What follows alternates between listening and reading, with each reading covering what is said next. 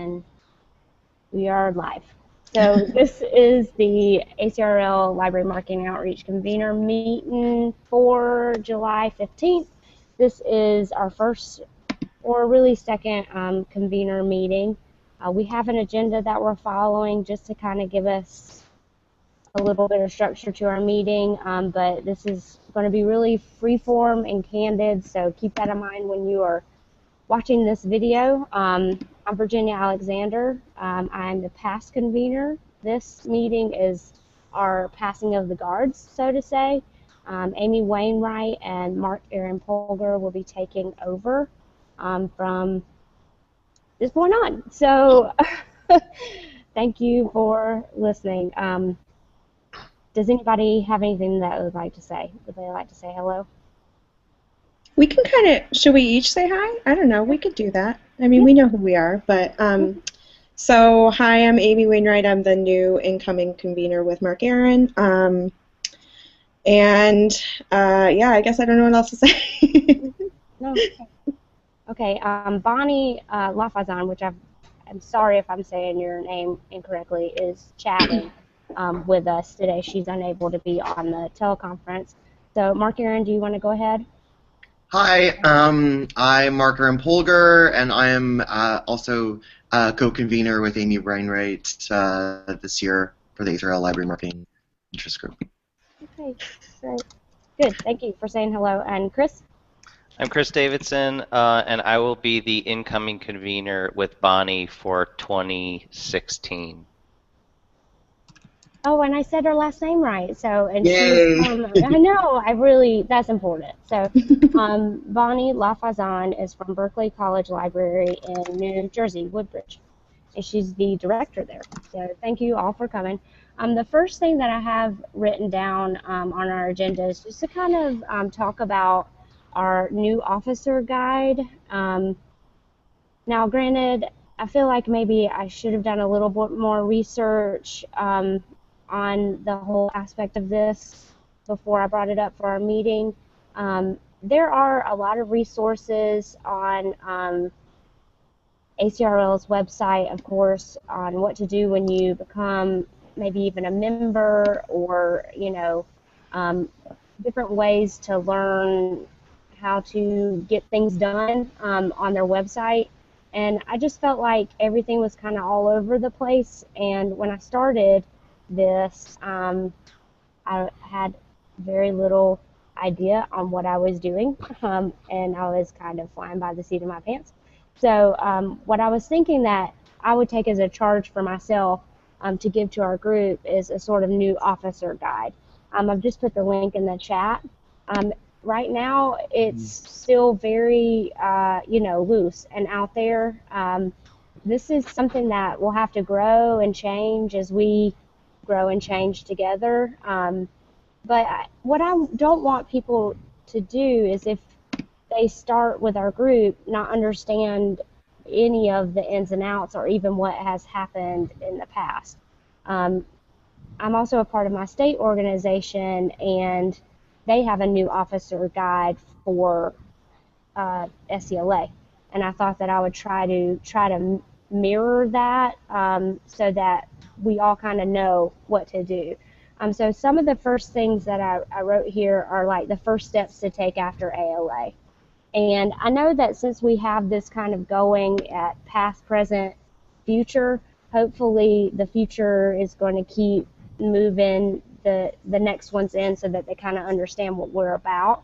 But this document just hopefully will kind of help people understand their duties as past, present, and future, and all the connection points that we have, because they may change over time, and any kind of links that we found useful. Like, I don't know if y'all have been seeing, but on the listserv they had this huge spammer attack, right? And like how to navigate that whole SIMPA system, because it's kind of wonky. I don't know if y'all know that very well, but I found it, kind of clunky at times. So if I could help whoever takes over with that in the future, that's kind of what I'm looking for. So you can see the link.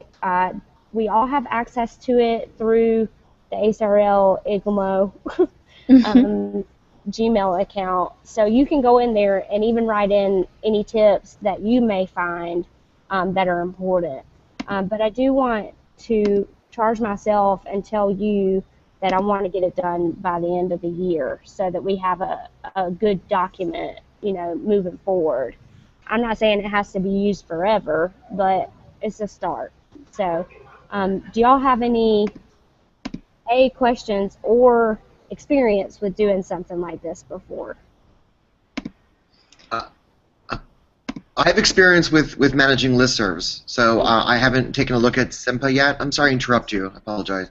But I do have experience with listserv management. That's one thing that Google on Live will do. Whoever is talking or makes a noise, it kind of goes to their face, which I like, but it is different than what we did before.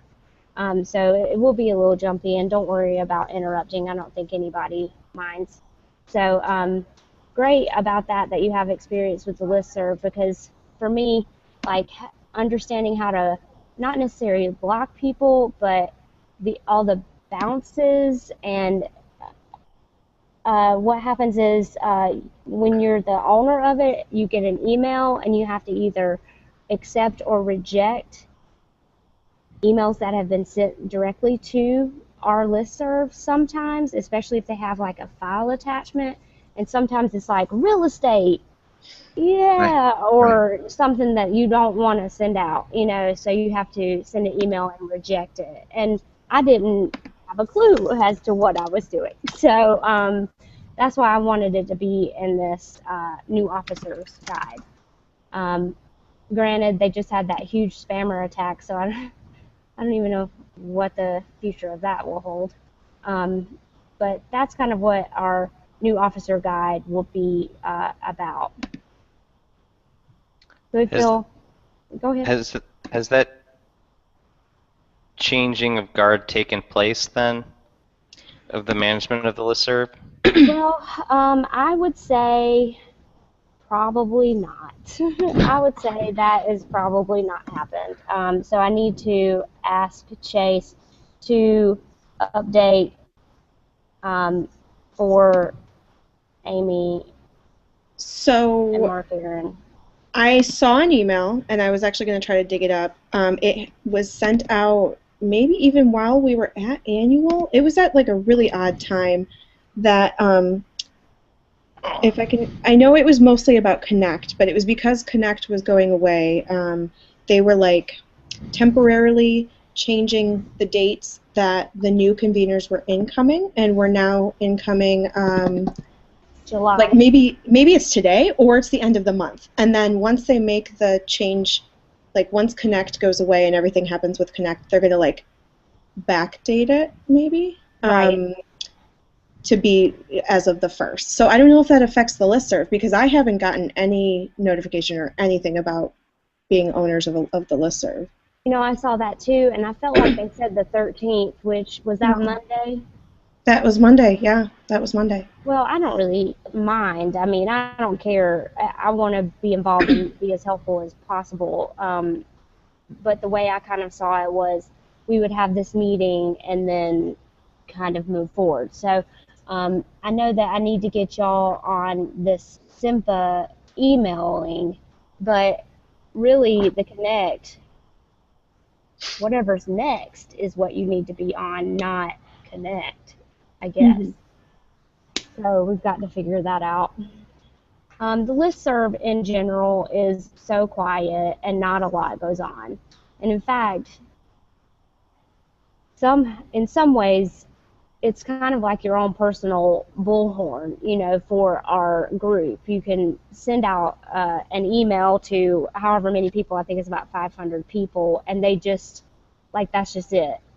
I don't know about y'all, but I think we've pretty much, like, the listserv deal is not where it's at. It's on our Facebook group. People are interacting more seamlessly and organically on it. So anything that I've been sending out on the listserv has been more like minute notes or meet me here or, just updates. I haven't really been sending out like posing questions or what do you think about this? Because that's not the place for it. It's not. There's no sense in forcing that to happen there anyway. Right. If it were something that people really wanted, then I think that the interest would be there, like you're saying.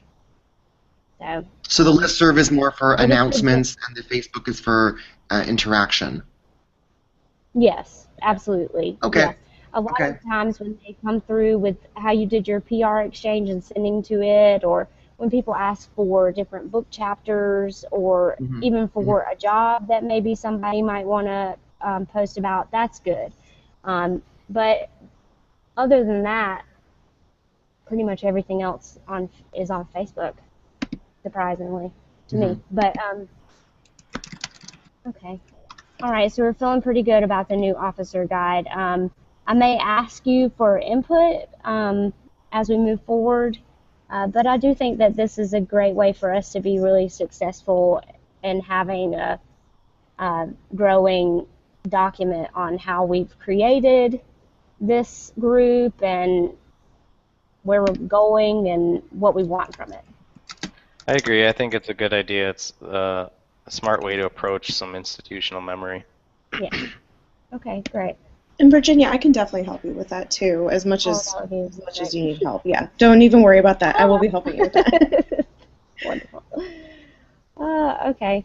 Oh, the next thing that I had written, if we're okay to go forward, the next thing that I had written down was we need to send a call out for recommitment for our state volunteers, officers, whatever we want to call it.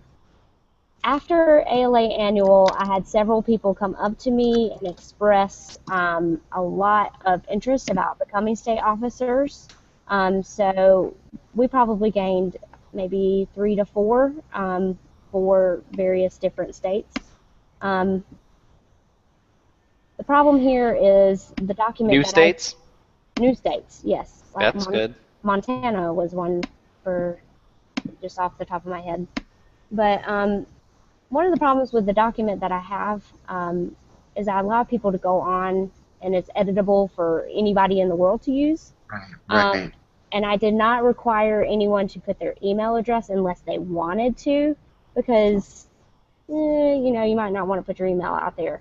So we've got to figure out a way to, I guess maybe I do, or we do need to figure out a way to get in touch with these people, maybe send out a call on our Facebook group and the listserv saying, are you a state officer? We need you to recommit for another year. Um, because the thing is, when you're a state officer, it's, again, everything is voluntary. This is all about how much time that you have that you would like to put to the group. And if people are still interested, they just need to let us know. I have a suggestion. If we can take the spreadsheet, which keep the spreadsheet, but make a nice user interface like a form, because Google Forms and Google Spreadsheets connect together. So if we have somebody just fill out a form, that will automatically go to the spreadsheet. So therefore, there's a little bit of security, because my concern was that anybody can go into the spreadsheet and remove information or change information, and having the spreadsheet open to that is sort of like Wikipedia, where it could just be changed. But having a user end form to fill out, which is super easy to do, like super easy, connect to that spreadsheet, so therefore the spreadsheet would be auto-populated and it would be a form. Is that something that would be, I Yeah, can do that in a few seconds if you're all open to that. I would love for you to make that form. I have never made a Okay, Google form before, They're very and easy. They're we can. very easy. Okay, cool. very Um, easy. well, I we think could. that's a good idea. I would say two things. Just, I think if you're going to be a state convener, the idea that you would not have your email address available to the group is kind of ridiculous. I mean, to be a state convener means that you're supposed to be available and contactable. Oh yeah. So Hmm.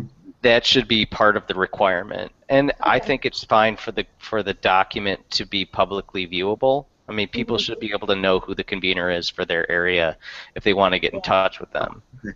And you can do that in Google Docs spreadsheets. You can just make the set the settings, the share settings for, viewable but not editable, Right. Right, right, right. except Okay, for to the conveners.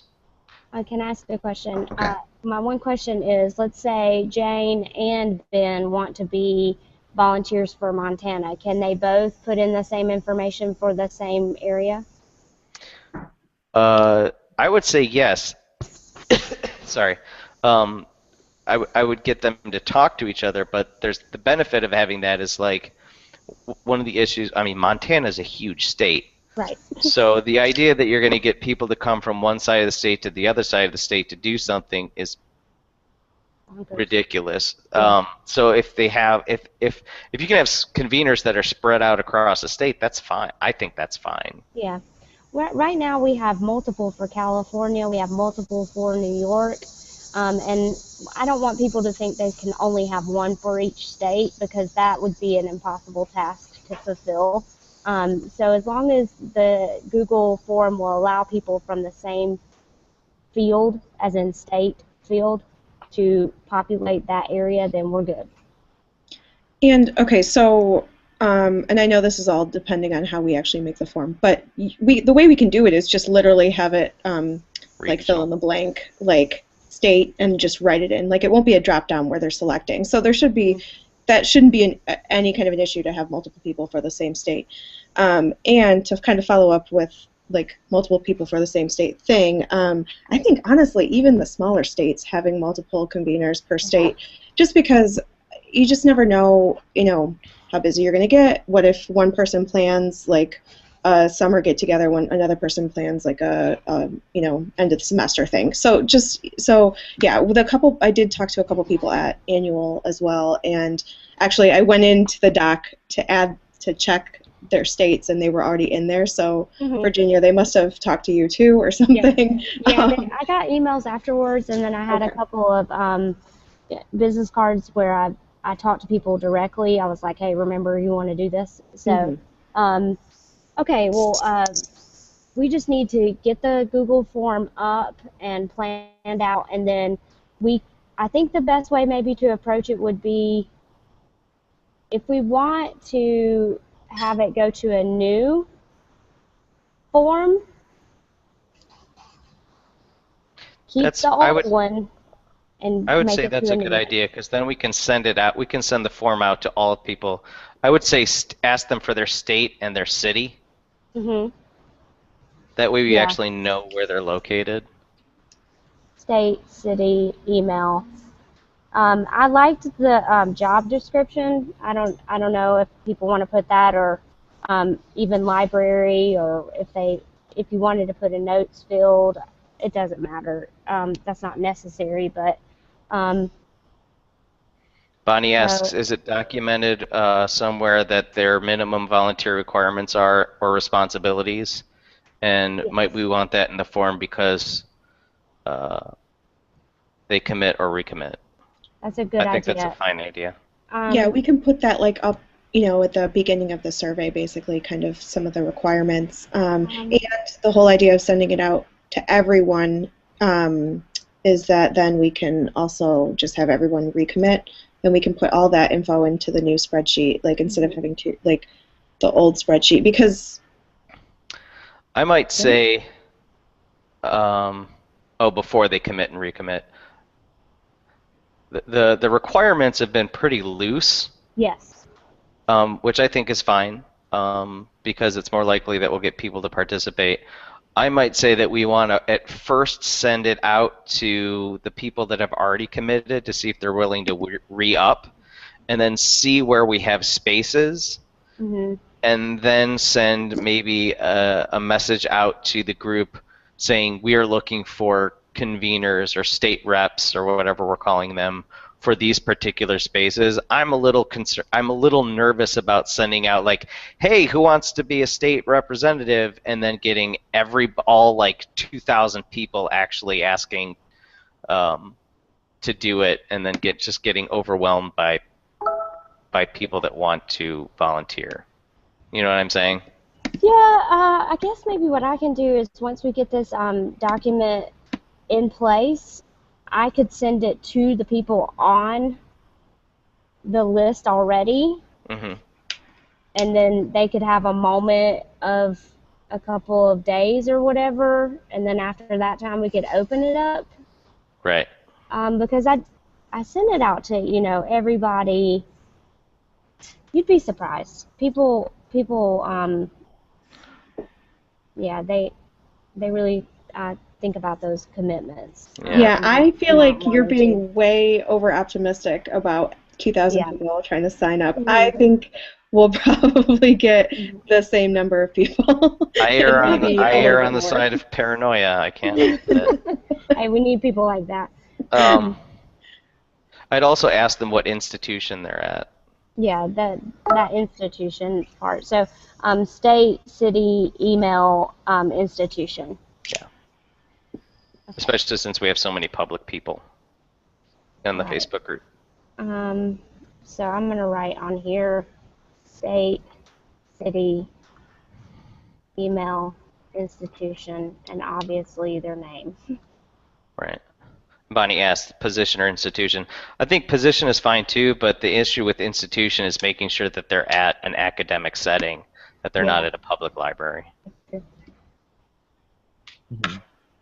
Very true. Okay. Mark Aaron, does this sound okay to you? Yeah, I was disconnected, so I had to move rooms. I'm at home right now, so I lost a chunk of the conversation, but I'm in a good connection now, so I'm fine. Okay, good. Well, what we were thinking about doing is creating this Google form. The fields would be name, state, city, email, and institution.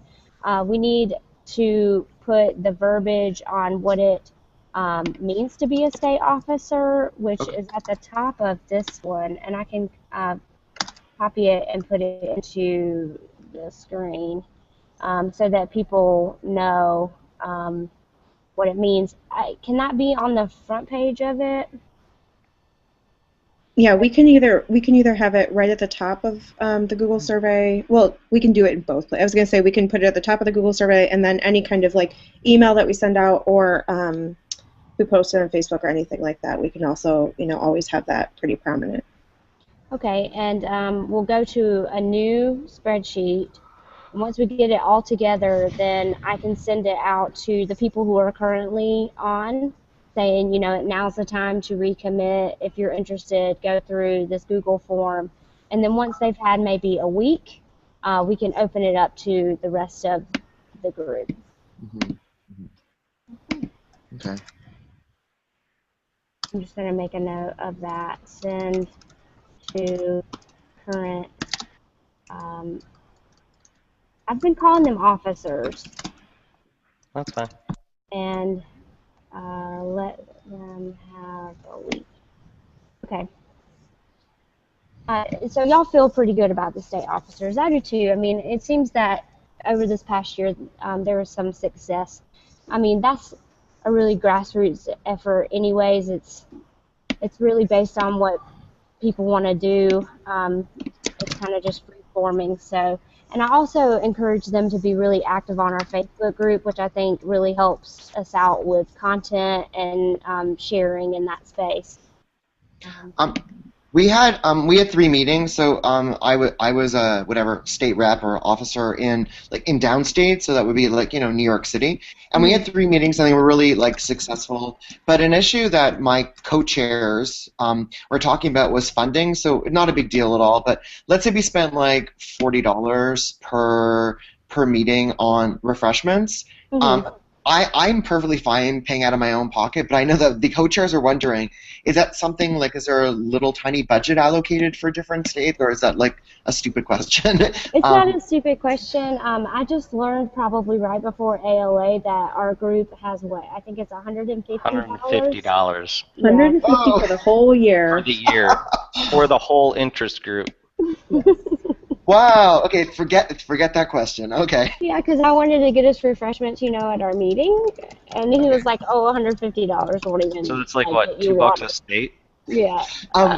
I wanted Kathy Dempsey to talk at one of and Kathy Dempsey is a friend of mine, but it's a business, right? So she asked me for $500, Yeah. and I said, well, we can raise the money, but I don't know if people are gonna because usually these meetings are free, right? And when we promote these meetings, we find a venue, and I try to find a venue in Manhattan, so it's central, but everything is free, and they don't even have to be an ACRL national member. Which please confirm, you don't have to be a member to go to this meeting, right? You don't have to be. You don't have to be a member, but you have to be a member to, participate as any kind of convener. Right, Yeah, like right, a of course, legit, of like course. you're putting this on your resume. This is for real. Like you. Right, right, of course, of Mhm. course. But I mean, you know, so when Kathy asks for money, she's not going to ask for money for the interview. I'm interviewing her, not a problem at all, Yay! and that's fine. But I know that she asked for money, and so that's normal because she has a consultancy. But we didn't have enough. We didn't, you know, have enough way of getting this money. I wouldn't think about charging people to go to you know, LMO meeting in New York City. Yeah. No, because the ones that we did here, I mean, we've hosted them either, we've hosted one here at Northwestern, we hosted one at Loyola. I bought snacks, and actually we managed to have it paid for. My department head was like, oh, you know, we'll cover the cost for snacks. That was fine. Oh, Otherwise, I that's would so have just good. paid for it out of pocket. But Right, that's right. just cost of doing Well, business. Of course, of there we go. course. Usually what I've been doing in the past for South Carolina is I just pick a place that has a varied amount of things that you could get, anywhere from alcohol to lemonade, appetizers if you want to have dinner, and I just choose this spot and I'm like, listen, if you want to get together with other people that like things that you like and we'll talk about libraries, come. You got to buy your own stuff, but I would get like an appetizer for the table, you know, Okay, and as a kind of goodwill thing. I mean, people are coming out, but so I just try to do it in that way. okay. So that's one way to try to get out for less, because I don't want anybody to have to spend their own hard-earned money. You know, I mean that's not my want for a state officer or convener. I think there are also, those are two approaches to types of meetings. Like one is an informal get together, and what, like ours were agenda driven. Like we had Right. presentations and stuff. Right, Hmm. that's true. And Right, right. actually, I think I would like us to do more of the social get together stuff. Right. Well, when people are presenting, that's a great way for them to get experience, and that's one subset of it, like you're saying. And then the informal get-togethers, I've done several of them over the past couple of years, and it's really just for connections, and then hopefully they would be more interested in ACRL or even your state, you know, organization. So it's just for fun. Okay, all right, so I think we have a pretty good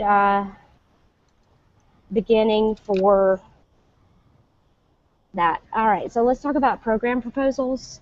Um, that's another thing that we need to do. I think it's by the end of September that needs to be placed, put in. Okay, what do you think about that?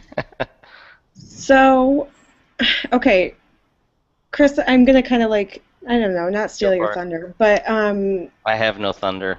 um, so I attended the oh God, UGS. What's the committee, Chris? What's the committee that I went to? ULS. ULSAO. Yes. And Academic they seem pretty open to the idea of submitting some kind of a proposal with us. Okay. We didn't talk any details of that, so I guess that's where I have no thunder either. But they seemed like that was something that like they were into, basically. Amanda said that the only thing that she talked to some guy, I don't remember who his name was, some dude I know at that guy. ACRL, but they essentially, the word on high was, even if we're putting together a program, to not call it a program, Mhm. right? Isn't that I what think you that's said? right. Yeah, you told us That that. that was more likely they would get approved if it wasn't called a program, and that yes, if we submitted together, it would be more likely that we would have it be accepted. Well, I think that's great. I mean, I think that have strength in numbers, and we could definitely submit with them. We could submit with them, and if you want to work another proposal because you have another idea, we can submit on our own too. You know, you can put in multiple, I'm sure. But should we just maybe start a document in our drive on that? Yeah, that's a great idea. And Sure. this is something that just coming from annual, I kind of wonder if this would be true for us. The ACRL-IS committee, they they must just submit some kind of a, like their proposal must be literally something along the lines of, this will be a discussion, because they didn't even call for the discussion leaders until May, I Right. think. Do you So want to ask them? I should just Just reach out to them and ask them, contact her and because that's what I was thinking is like, what if we propose something that's like very generic, something along the lines of like marketing and outreach presentations, like where, and then we could later on put the call out to our LMAO people and have them propose kind of individual sessions, or we could vote on them the way that we did for our Yeah. meeting time this year, something People like were that. really into that. Like, Yeah. yeah, I think that sounds like a great idea. Um, I think that we'll probably have to give a little bit more description, like you're Oh, saying, so that they know. But I like that because I don't want to put out a call for proposals and do all that before September. Like, that's way too yeah, much. You don't want to have all that set into place and then put it in and it get rejected. right. Okay, so I'll actually reach out to them and see what, even if they can kind of explain loosely what type of a proposal they put in, and maybe we can figure out a way to kind of mimic that. But yeah, if we start a doc, then we can definitely, I can put all that info in too.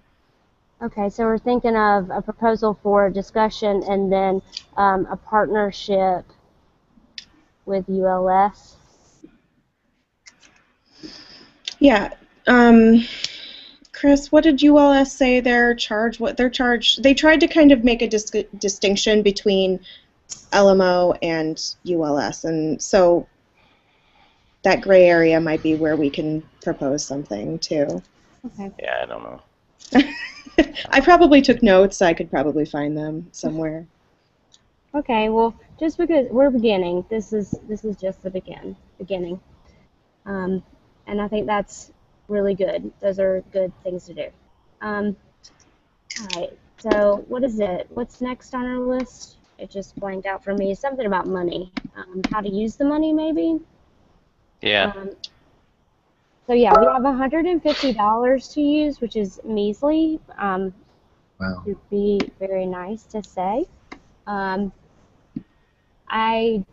know that there is a form for reimbursement, and that's about as far as I know.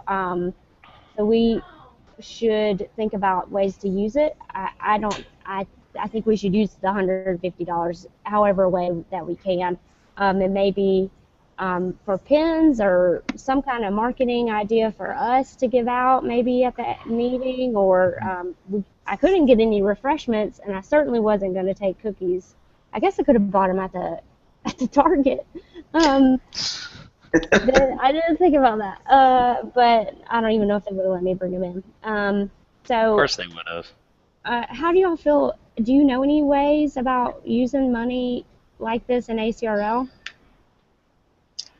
I don't, and I feel like they really didn't explain that part very well. I remember Well, they that. just glossed over it. They said, and you have $150. Yeah. So I wrote down a name. I was going to say, is this? I don't know if this is a question that we asked Chase about, and I know, yeah. So I don't know if this is a question that we asked Chase about, or if there was like a separate like financial person that maybe we can like get more info from them about just how. Because what if we did something like you mentioned? I know you were saying to use the money for our meetings, but what if we did another social hour and like bought food? Yeah. Like, even if it's just apps, like a whole bunch of apps or something like that. Like, Yeah. I mean, that would be one way we could use that money a little bit, too. Yeah, that would be great.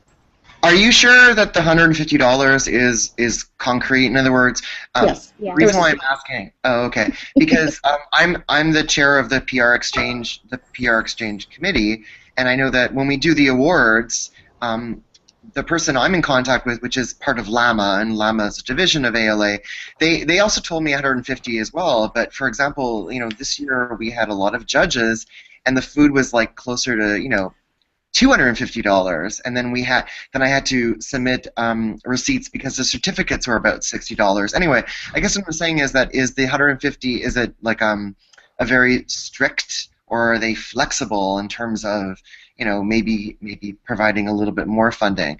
Funding is an issue with me too. Just saying that, like, sometimes food costs more, or if there's extra things, like, I don't know if I'm making any sense. Anyway. So I don't know if this fully answers your question, Mark Aaron, but I do think it could be the difference between, as a division, Llama would have gotten I think they got a significant amount more money, like a lot more money.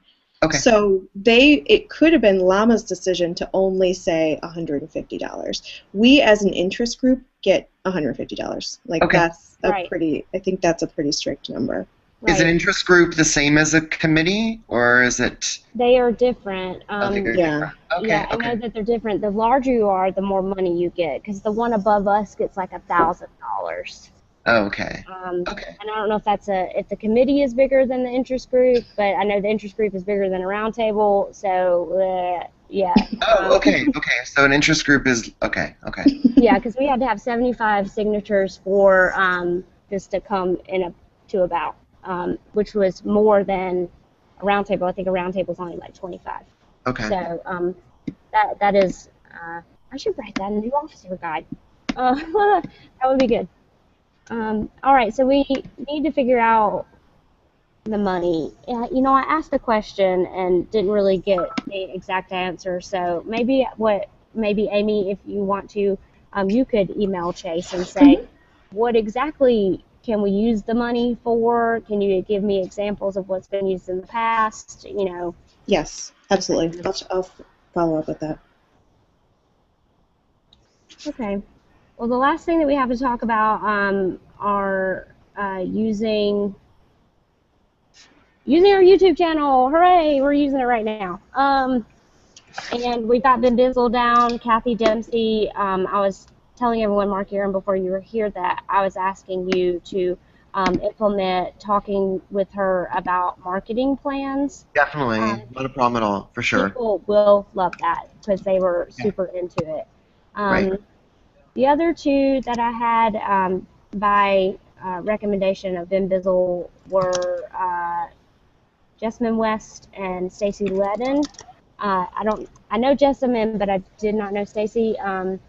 But what I was really thinking about was, what kind of marketing people can we talk to from the academic field that are, key players? Maybe we can start a running list on these, like, champions of academic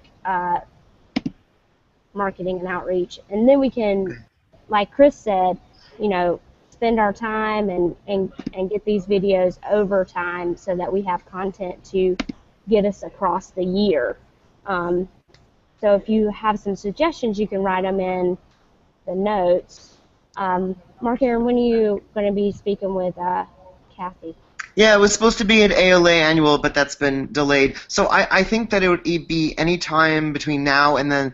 The LMC conference in Dallas is in November, and we're doing like a lot of planning. So I think sometime in the next month or so. Is that okay? Yeah, no, that's great. Whenever you have time, of course. Sure. No, it's better to do it earlier than later. Oh yeah, definitely. I mean, everybody's really busy, and I know she is too. So I'm really thankful that she's going to be talking to our group like this. And I don't know if she has a book and to talk about the book. And yeah, she has the book from 2009. Yeah. And another thing too is mentioning the LMA group at the LMC conference. Right. Would also be so I'm just saying that I'm on the planning committee of the LMC conference, so making partnerships would be a possible idea. In other words, I would definitely promote ACRL for sure. Right.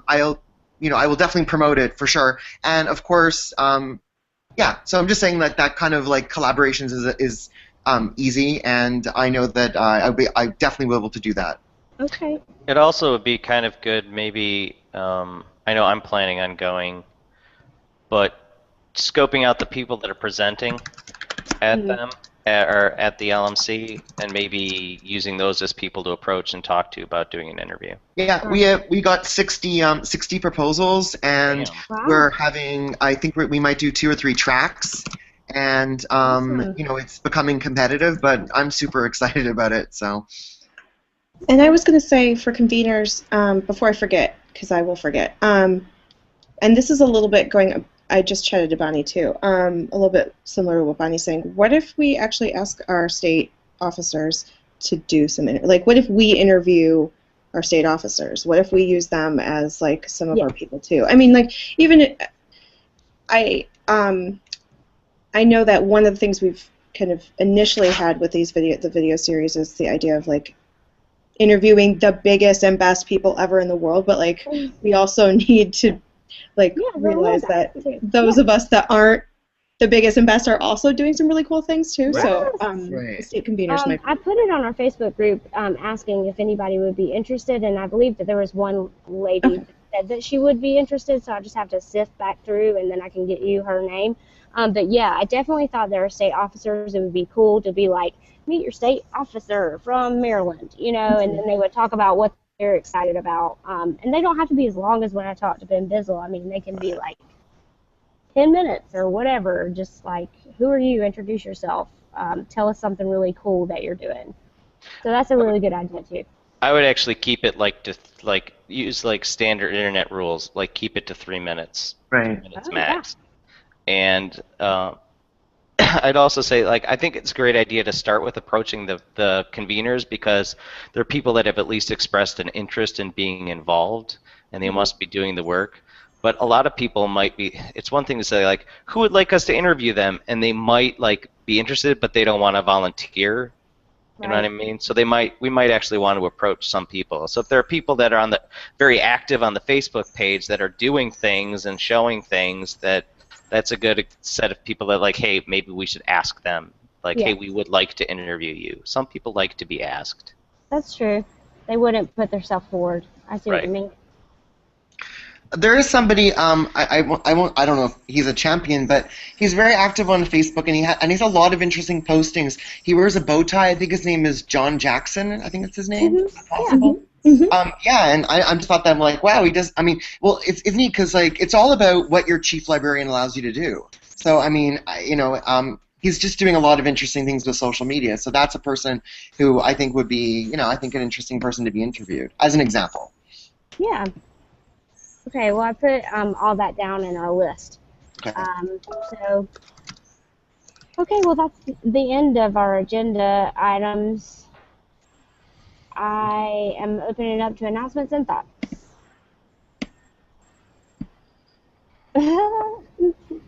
This was great. Very good. Very good. Okay, well, it doesn't seem like anybody has anything else to say. I think we have a lot of so I am going to say goodbye and stop the broadcast. Thank you for doing our first live Google Hangout. Okay.